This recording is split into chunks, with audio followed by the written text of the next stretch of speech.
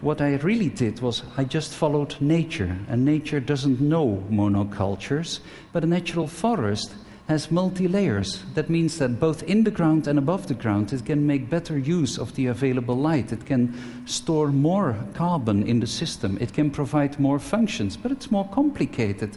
It's not that simple, and you have to work with the people.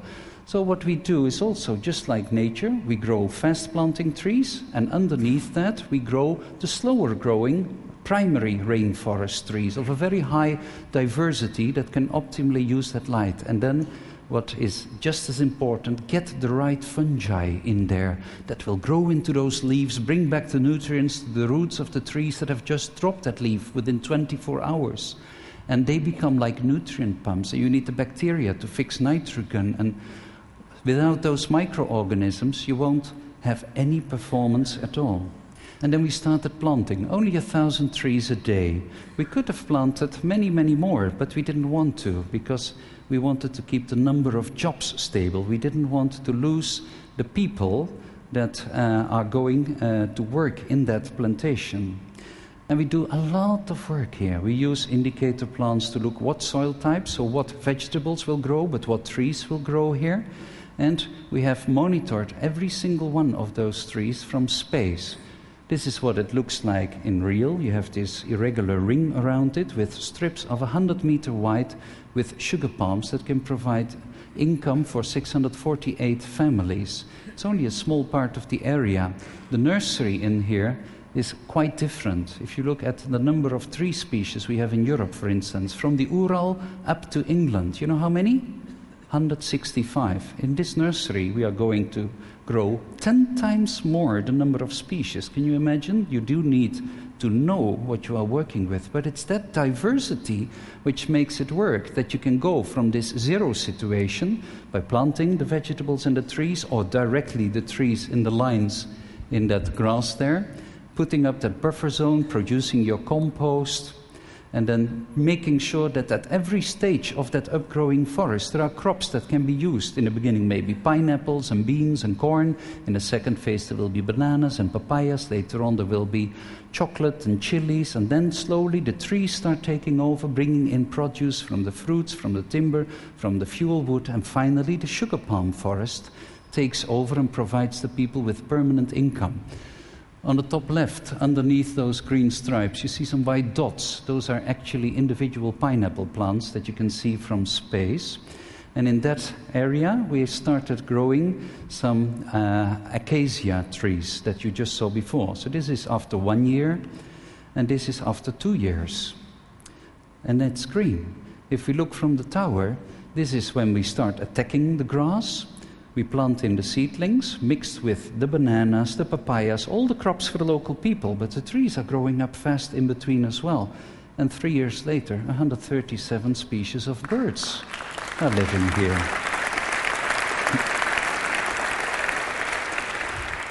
So we lowered the air temperature 3 to 5 degrees Celsius. The air humidity is up 10%. Cloud cover, I'm going to show it to you, is up, rainfall is up, and all these species and income. This eco-lodge that I built there 3 years before was an empty yellow field. This transponder we operate with the European Space Agency. That gives us the benefit that every satellite that comes over to calibrate itself is taking a picture. Those pictures we use to analyze how much carbon, how the forest is developing, and we can monitor every tree using that satellite images through our cooperation. But we can use these data now to provide other regions with recipes and the same technology. You actually have it already with Google Earth. If you would use a little bit of your technology to put tracking devices in trucks and use Google Earth in combination with that, you could directly tell what palm oil has been sustainably produced, which company is stealing the timber, and you could save so much more carbon than with any measure of saving energy here. So this is the Samboja-Lestari area. You measure how the trees grow back, but you can also measure the biodiversity coming back. And biodiversity is an indicator of how much water can be balanced, how many medicines can be kept here. And finally, I made it into the rain machine, because this forest is now creating its own rain. This nearby city of Balikpapan has a big problem with water. It's for 80% surrounded by seawater, and we have now a lot of intrusion there. Now we looked at the clouds above this forest. So we looked at the reforestation area, semi-open area, and open area. And look at these images. Yeah, I just run them very quickly through. In the tropics, raindrops are not formed from ice crystals, like is the case in the temperate zones. You need the trees with mycists, chemicals that come out of the leaves of the trees that initiate the raindrops. So you create a cool place where clouds can accumulate, and you have the trees to initiate the rain. And look, there's now 11.2% more clouds. That was already after 3 years.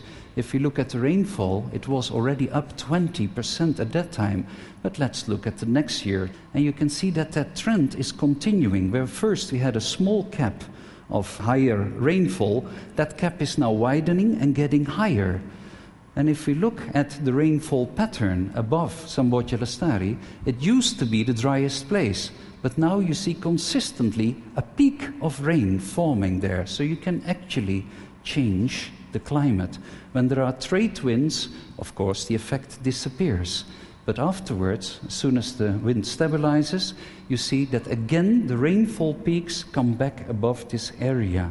So to say it is hopeless is not the right thing to do, because we actually can make that difference if you integrate the various technologies.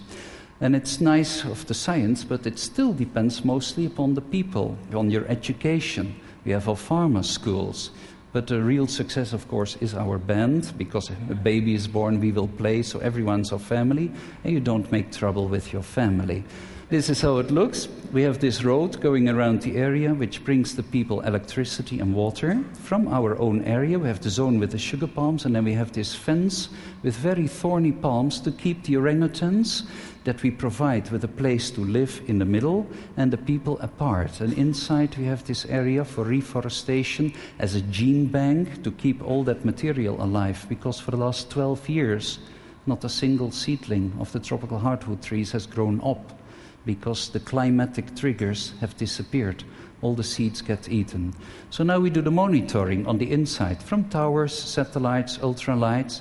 Each of the families that have sold their land now get a piece of land back. And it has those nice fences of tropical hardwood trees. You have the shade trees planted in year one. Then you underplant it with the sugar palms, and you plant this thorny fence. And after a few years, you can remove some of those shade trees. The people get that acacia timber, which we have preserved with the bamboo peel, and they can build a house. They have some fuel wood to cook with, and they can start producing from the trees as many as they like. They have enough income for 3 families. But whatever you do in that program, it has to be fully supported by the people, meaning that you also have to adjust it to the local cultural values. There is no simple one recipe for one place. You also have to make sure that it is very difficult to corrupt, that it's transparent. Like here in Samboja-Lestari, we divide that ring in groups of 20 families. If one member trespasses the agreement and does cut down trees, the other 19 members have to decide what's going to happen to him. If the group doesn't take action, the other 33 groups have to decide what is going to happen to the group who doesn't comply with those great deals that we are offering them.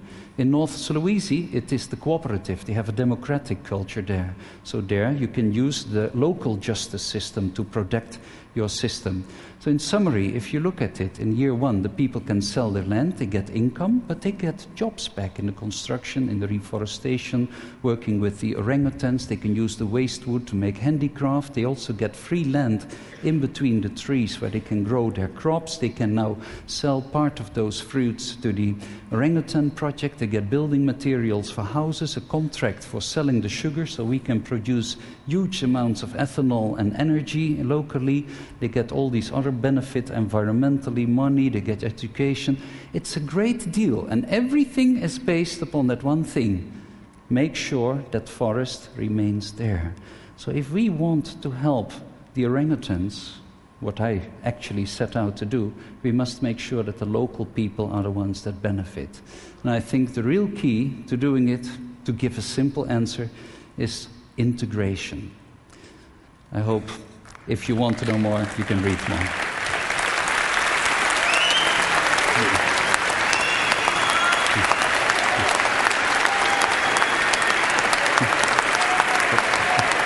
Yeah.